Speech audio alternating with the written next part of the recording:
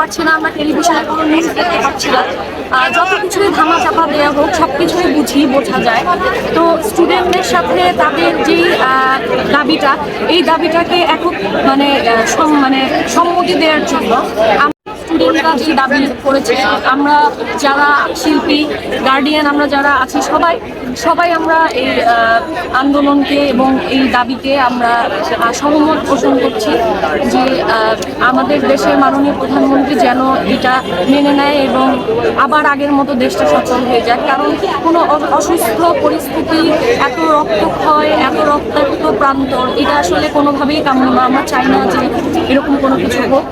তো সেই জন্যই আমরা আজকে একত্রিত হয়েছি। এই যে বর্তমানে দেখতে পাচ্ছি যে আন্দোলনে যে 9 দফা দাবি, আসলে এটা আসলে সরকার মেনে নেবে কিনা, আপনার কি মনে হয়?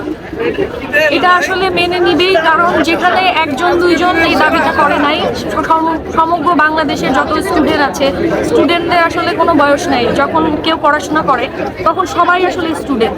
তো ছোট বাচ্চা সেও বুঝে যে স্টুডেন্টদের এই আন্দোলনটা কতটুকু যৌক্তিক।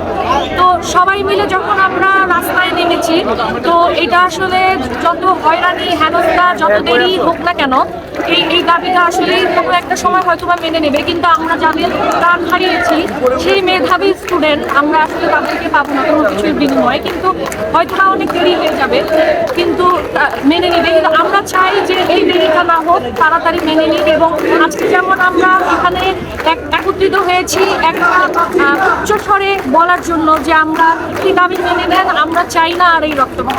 তো আমরা যেন সব দাবি মেনে নেয় এবং সব স্টুডেন্টদের হত্যাকারীদের যেন যথাযথ বিচার হয় খুব তাড়াতাড়ি।